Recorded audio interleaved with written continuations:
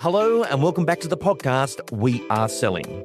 If you were following my social medias last week, you would notice I did a post or shared a post saying this is incredible. And what it was is one of the greatest agents in the country had decided to go into their local toy store and pay off the entire lay-by for all the kids waiting for their Christmas presents.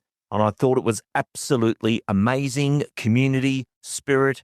And in the world of real estate agents that don't always rank well, it was one of those great moments of our industry. Well, he joins me today from Bright Estate Agencies, Mr. Tristan Rowland. Tristan, welcome aboard. Thank you, Lee. Thanks for having me. Thank you for what you did on Saturday. Just take our listener through it, what it meant to you. And just for our listener who knows your name, you've now launched your own independent brand, Bright Estate Agencies. We'll be talking about that as well, but take us into the lay-by. Yeah, it's something that both myself and Samantha have wanted to do for a long time. And we've nearly come close to doing it a couple of times, to be honest. Ironically, there's probably two parts to it. One, the local toy store there was actually an older gentleman who used to pay it off anonymously every year. And he's could have beat us to the punch last year, which is a good problem to have. But anyway, with us going independent, what we said, look, we're not doing it for the extra, 8% to spend it on a new yacht fund or whatever. We want to be able to, give back to the community, which is a really big part of what we already do and have more things to do there. And get back to clients. We took clients in Metallica and a corporate suite the other day and obviously reinvested the marketing for our guys as well. But we went down there and we said, hey, we want to know what the account is for the Lay-By. I want to pay out the entire thing. And I actually got a call from the head office from Toy World, funnily enough. And he said, oh, mate, we can't be more thankful that you're doing this. And I said, look, that's a no-brainer. And he said, no, the actual guy who's been paying it off for the last few years, he actually passed away earlier this year. He was an old guy. And we were like, oh, well, there's that, guardian angel that comes in. We were very lucky to have that locally. But, what's the chance of someone else stepping up? And, lo and behold, here you guys are. To which my response was, mate, can you say, what's the chance of the Broncos going back to back? And he laughed at that. But, for us, being able to contribute to that is huge. Samantha and I don't come from money. I was only saying to Mark McGill, it took me a year as a kid to pay off a toy. It was a Transformer. We still got it. My son's got it now. It was $32 and I had nothing. I scrimped and saved every 50-cent piece I get here and $1 there. And it took me 12 months to pay that off the lay-by. It sounds pretty stupid now when you're doing decent numbers and fees. But it was a race against the clock. I had to get that $32 paid off in 12 months because that was how long they'd hold it for. Thinking about those kids at Christmas time who may or may not get a present, if mum and dad can't make that sort of, due date of it, well, we've got a pretty good gift. We've got good income in this job to be able to just wipe that out in one fell swoop. And some of the phone calls we've had have been just mind-blowing, very sad and mind-blowing. Take us into some of those phone calls as the community respond to this at a very difficult time with the cost of living out there. I always joke, people always thought we're a bunch of wankers but social media just alleviated any doubt for a lot of people. At the same time, you can use that in the reverse. We start with a handicap from the outset where people just think we're all ego and whatnot. And in the world of really, the cost of living is crazy at the moment. Even if you're on decent income, it's really nuts. To be remiss of that. And, there's a lot of boom. We sold this for that and great prices. But I look at some social media posts and whilst there's sellers going, you bid, there's other people going, fantastic. Thank you for making housing more unaffordable. Like we control the supply and the government policy, but people blame us for it, right? So we've got to spend a bit more time combating that negative image. And so, cost of living was a really big thing. And we really wanted to make sure that people know we're trying to do at least something to help with that. Some of the phone calls we've had have been mind-blowing. And we didn't ask for that. But obviously they asked at the toy shop who was this lunatic that did this, or lunatics, myself and Samantha. One lady particularly, it was very exciting, sad and frustrating all in one phone call. She said, I promised my kids, that Santa would deliver, for those with kids in the car listening to the podcast. And I didn't want to break their heart when, that may not happen because I put this lay-by on. She said, it's a swing set and about $650 outstanding on it. And then only, it was last week, her boss sent the company insolvent, but also took the last 3 weeks pay for everybody on the way out the door. And she said, now I was having to make a choice between groceries or the kids not missing out on Christmas Day. And you doing that means that I don't have to make that call anymore. If you haven't come from a life of hardship, you'll never appreciate those are the decisions you need to make. I was only saying to one of the young guys in my office this morning, I shared a lady a tank of fuel last year at the 7-Eleven up the road. It was like $20-$30. She was in tears. And I said, you're right. She was, I work at the Port of Brisbane. My dad lives past Morayfield. I was having to choose between going to work this week and seeing him on Christmas Day. I can't afford to fuel my car up twice. That is the margin for some people. So Yeah, little things can make a gigantic difference, and it goes a long way. It really, really does. And the video clip was so well done because it was the way you shot to camera like that. And yes, the brand's just changed, but it was done with a natural response to it. And hence I shared it, and I've had lots of people ring up about it and thought we have to cover it this week on the program. Yeah. And things like that are community-based marketing. You look at what people invest money into over a year, be it bus stops or whatever they do, and then something like that has impact. I think in the world of marketing, actually tomorrow night, I've got to do a talk for local business owners on how to market a small business. And I won't be speaking as Leeward, the real estate trainer, speaking as a small business owner of how we market the business, because marketing's way too important to be left to the marketing department. And many people are investing money in all different things, but there's no return or impact. And I think what you did there is a great example. And I'm going to show that clip tomorrow night, Tristan, just so all the business owners can go, wow, that's what someone's doing in real estate. And I think it's an absolute credit to yourself, Samantha, and the team. But let's talk about yourself, Samantha, and the team. Firstly, for those that don't know you, you've just taken out the award for Queensland. What was the award?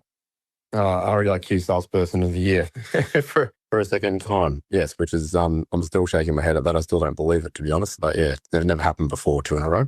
2 in a row. And how many transactions did you achieve for the year? In that year, I think it was 92, top of my head. 92 sales. And when you look at the fees available in the marketplace, 92 is a lot of deals.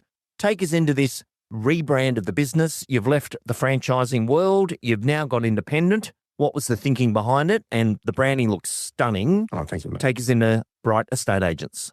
It's funny, like we couldn't show anybody the branding. And I have this honestly in my head more than 6 years ago, this visualization of it when we left our previous franchisor to that. But it was just a bit, that time it was a bit probably, wouldn't rushed to do it.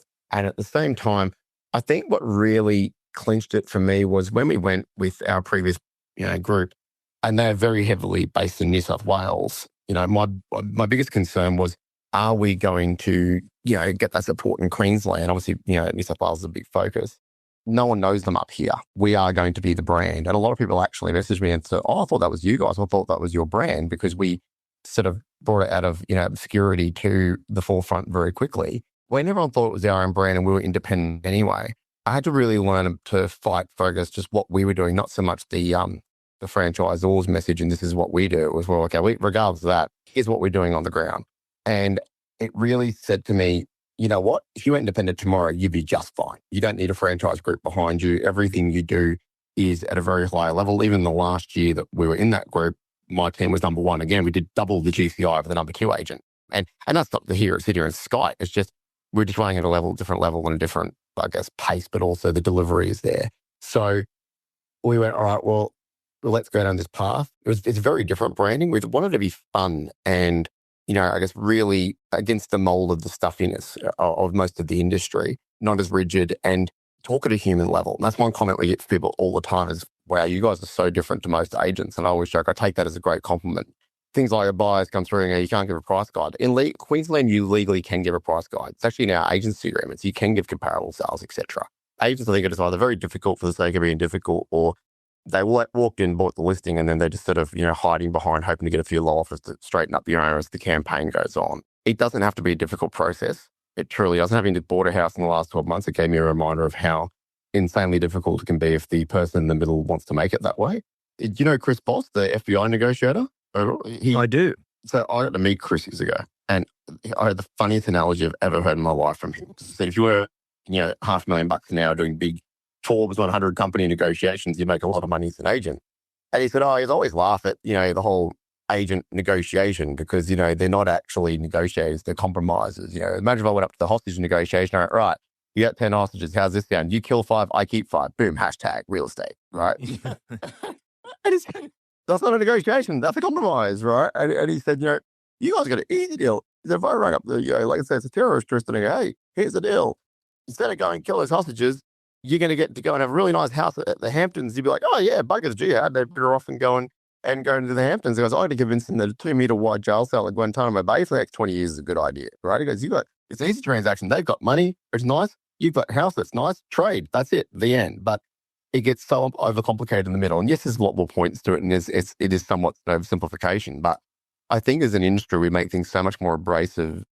People kind of arrive on the back foot at your open homes, your inspections. But even just today, it's funny. I've seen that video has gone nuts. I'm amazed how many views it's had across multiple different platforms and pages and whatnot. But even just talking about today, just the difference in energy from buyers and sellers has been really interesting. Really interesting. Well, real estate can be seen as very one-dimensional, that as an industry, we lack depth.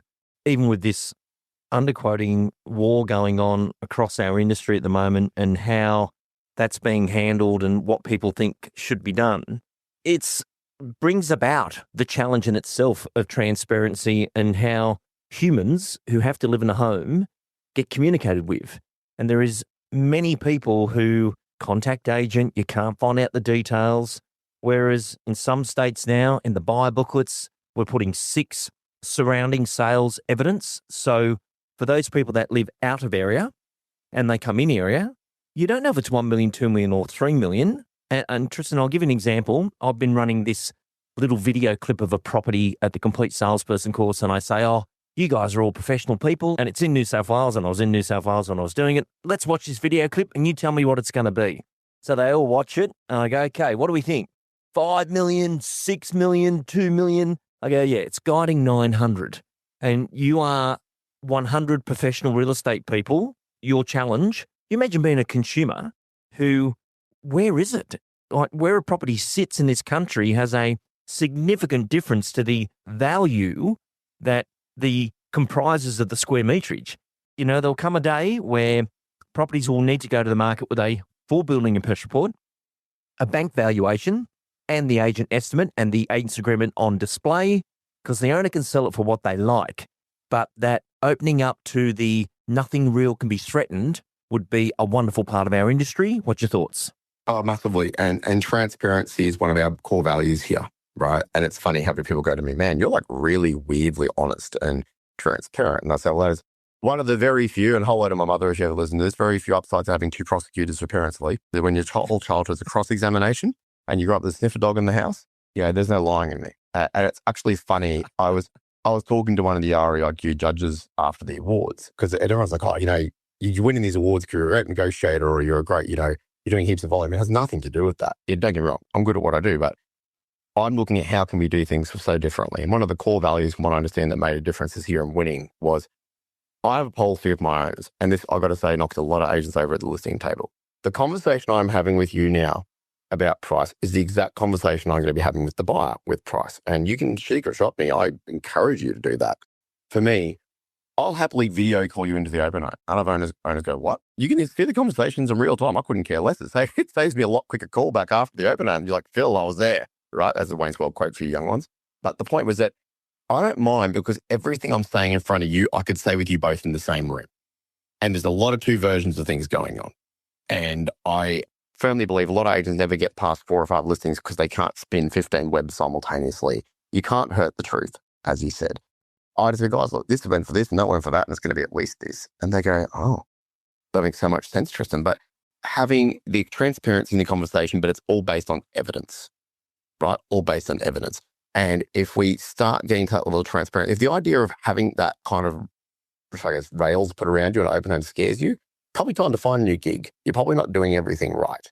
You know, if I know secret shopping you scares you, and I get a lot of listings from other agents where the owner secret shopped them and they got caught doing the wrong thing, then again, you wonder why people don't like our industry, both as buyers and sellers. And like I said, the one thing I noticed going independent, even so prior to that, the amount of people that, oh, you guys, by that meaning a franchisor group, you don't give price guides or you auction everything, or you, like, I don't have that because we're totally different to everybody else. You know, like you do have that predisposed, this is how your brand runs it. And even within, and I've got friends who work for all different brands, and they couldn't be any more polar opposite if they tried, but because they're on the other side of Brisbane. Like I said to one of my vendors for a rebrand and said, oh, do you think it's going to have any negative sort of impact? I said, mate, they could do 58 million, they could do $5. You wouldn't know because it doesn't make any direct impact on you, right? And look, there's some great agents down South of Stone, but what are you doing at the coalface? Did you turn up on Saturday? Are you handling all those inquiries to the best degree? That's all that matters at the end of the day.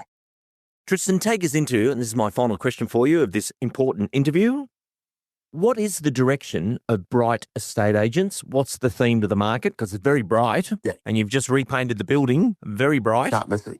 Yep. You cannot miss it. What's that marketing theme behind it? There's a lot to happen. We haven't sort of really hard rolled everything out yet. We do a little bit of soft launch, everything happening as we are now, and then we're going to go really hard over the next couple of weeks. We are a very different, I guess, sort of model. We don't really have any intention of going franchising. I don't care if it's just one office or whether it's 6 long term. If anybody comes on to us and wants to do, partnership in an office, we'd love to do that. But pooling those resources particularly is a big thing. We want to support people around us. But I always joke, people say, why has John been with you for a decade? So I do the absolute opposite of every principal I ever worked for. I don't steal from him. John went to England at the start of the year and came back, and I signed a couple of listings up for him in his area. And he said, you're the only principal I know who would not steal from my area and would actually just go and sign up and go, they're on your desk, I've already got the photos done, just have at it, right? I didn't even bother him with it while he was away. But John sold my house for me. It's an easy pitch. So it's about community, transparency, immediacy, something you're big on, making it as efficient as possible for my team and my staff to do things quickly. Because obviously a well-serviced client is a happy client. And then really exclusivity is a big part of that. If you've got an area, it's your area. No one's going to compete with you in there. You invest wherever you like. But if you're going to be putting the money into building that profile, not having people internally within your brain sort of kneecap you. And that's worked so well for myself and John, and Nick just joined us as well. People don't ring up the office line like they used to. They don't ring up the head office group. They're going directly to socials or to web and the profile of that agent. As a business, I think it's more about support they provide. You look at what Dave Gray's doing, meaning what you're providing for your people at the back end. That I think ultimately is going to be the role of the franchisor or the the business owner. How can you keep them happy? How can you keep them sane? Really, keep them busy. Our lead gen program is amazing. You wait to see what happens to our numbers the next 3 or 4 months. Just having that level where, as a salesperson, you can come up, do your job every day, go home and slam the door and no one's undermining you. You can't move forward if you're always looking over your shoulder. That's one thing I've always said to people. So there's a lot going on, mate, and the community stuff will pay back in kind, and we've got so many things planned over the next 8 weeks already. But just making people to realise that whatever you give to us, it'll come back tenfold to the community. That's really important. Well, Tristan, Rowland, great interview. You're third for this year. You've done some wonderful work on air for us. Want to thank you, and not at all. Congratulations, and we look forward to a big 2026. Thank you so much, mate. Appreciate it. Happy Christmas to everybody.